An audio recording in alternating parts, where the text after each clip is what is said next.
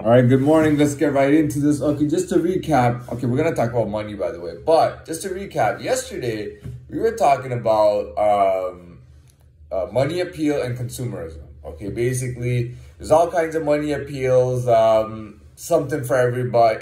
There's just so much, and we all choose different things based on whatever. The videos are there. Okay, today this morning, what I want to talk about is money for status. You know, and I've touched on that before too, but I really want to get into this. And I feel like, you know what? I feel like I'm gonna start with the basics. Okay, let's start with elementary, right? Now, first of all, pre-K and kindergarten for me was a different situation, because in pre-K and kindergarten, I was in Houston, Texas, and in pre-K and kindergarten, basically, everything was always provided to us. I guess because it was a private school and it was paid for, everything would always be provided for us. We didn't have to bring anything from home. Everything was already there. You know what I mean? Toys and whatever, like everything was already there. You know what I mean? I had a love of action figures. As young as 2 or 3 years old. And I loved, one of them was a vampire from Spider-Man. One of them was a Spider-Man in actual spider form. All that stuff, you know, and I've talked about that. In elementary, I feel like it turned into Pokemon cards was probably the biggest thing. Pokemon cards was huge. You know what I mean? It was just huge. It was crazy. To this day, I don't know how to play Pokemon. Or I never knew. I went and I bought about 2 packs of Pokemon cards. And I was like, man, this shit is so stupid. You know, I really thought it was stupid. The Pokemon game, by the way, was very entertaining. And guess what? All the kids would come home and watch Pokemon at 4 o'clock. So we watched Pokemon, we played Pokemon, and they also had Pokemon for Game Boy. And they had it for Game Boy, they also had it for desktop computer. We played Pokemon cards, we collected Pokemon cards. Pokemon was a craze. The #1 hot product to be stolen in elementary school was Pokemon cards. Other than that, I think status depended on kind of like food too. Eh? Some kids got really good food, man. Really, really good food. I didn't get, well, doesn't matter. Anyways, going to middle school, I think it was most about spending money. Some kids had spending money. Some kids had no spending money. So you have no spending money at lunchtime. What are you going to do? A lot of kids just wanted to play outside. So they would go play on the soccer field. They would play on the regular thing. They would walk around, talk to each other, hang out, and do whatever. Now, I was not part of that because I lived a walking distance of about like 5 minutes away. So literally, I lived down the street. So I would just walk home and play video games and come back. So I didn't have to do that. I always went by myself, but I would every now and then take a friend with me to go back, to go there and come back. But I mean, that was the status thing was the spending money, because some kids, like, there were kids who went to McDonald's every day.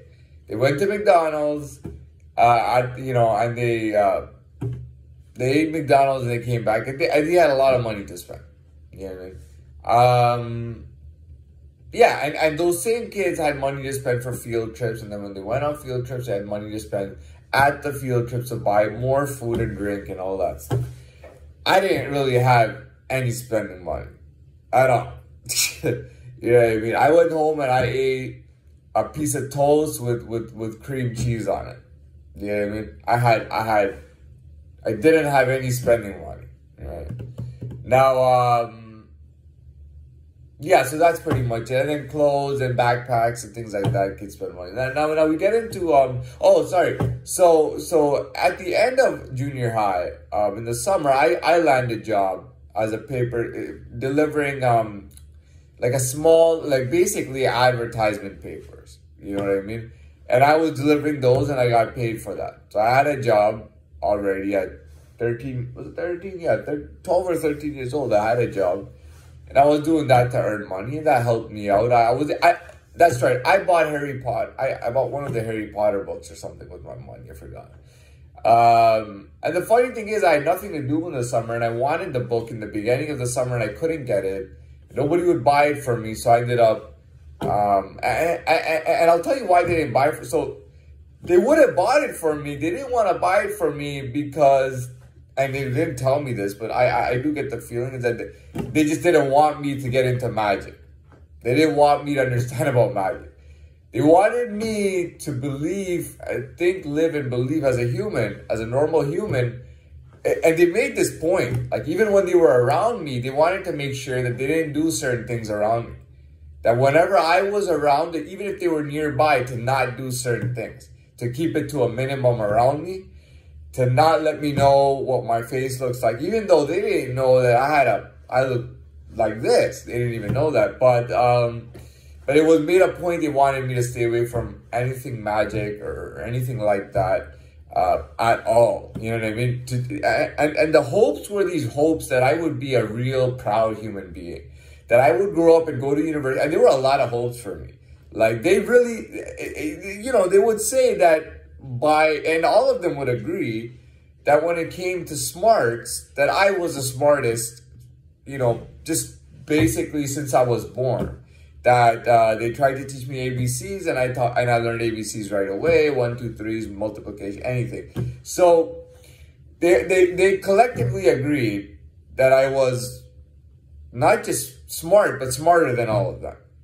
And they wanted me to be a real human being, to graduate with a law degree and become a lawyer. Or you know, doctor, they knew I didn't want to be a doctor. But they thought that I would become a lawyer or something like that. You know what I mean? So they wanted to not talk about magic. Anyways, I got paid for that job, and I had to spend money on other things. But by the end of the summer, I was able to get the Harry Potter book, maybe 5 or 6 days before school, or 2 weeks before school, and I read it. And I read it in just a few days. Anyways, that was big. Now, by the way, I'll do 2 parts to this video. That way we can get everything in. So in high school, it was all about clothes, you know.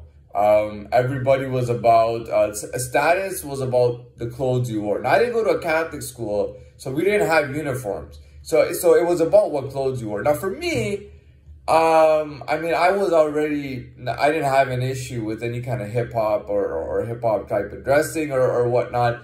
So I just had a bunch of baggy hoodies, baggy jeans, baggy clothes, and I wore baggy clothes. And that was always understood, that I always wore baggy clothes, and that was my style, and that I never changed it since I was a kid. I was always in baggy clothes. This is how I got away with it. When I was a kid, I was told that if you bought clothes bigger than your size, that they would last you longer because you would grow into them. Everybody, I don't know if people remember, I remember this term, growing into your clothes. And I would purposely get baggy clothes and wear baggy clothes all the time. And that was all I wanted. Baggy shorts, baggy pants, didn't matter. I didn't wear shorts that were like short shorts. You know, even when I went to gym class, I had to have baggy shorts. And so that was the deal. So, you know, in high school, it was all about clothes. And then as you became an older kid in high school, some kids' parents would buy them cars. And then there were some kids coming to school in cars. You know what I mean? Because their parents would buy them a car. So now they were coming to school in a car and whatnot. That was also status. Spending money was status. So they would go, you know, you could eat at lunchtime. You could do whatever the hell you want, right? So you got that. That was high school. Now post high school, I told you I got that job when I was 18 years old after high school. One of the first things I did, 5 or 6 months in, I had a nice paycheck. 5, 6 months in, I went to the mall. I bought authentic Timberlands from the Timberland store. I bought Nike Freeze, which was supposed to be like really good at the time. And I bought like a nice looking pair of them. I got it from the Sport Check, but they were authentic. And I did all my shopping from Winners, Reebok, Fila, you know, all Nike, all that. So I got all that stuff. And that was it. That was it. Yeah. As I got old, and I talked about it yesterday. I don't need to talk about stuff again. But anyways, you know, money does have a status sense to it. I knew a kid whose dad bought him a Volkswagen Golf. He bought him a brand new MacBook. Bought him every game that he wanted. He was into military games. Bought him every game that he wanted. You know what I mean? And he even got him a custom license plate. You know what I mean? And he was a young kid. I think he was like 15 years old when he just started. His dad was like, man, you can just take the car. He was driving a car at 15 years old. Turned 16, got his license, and the car had already been there for him.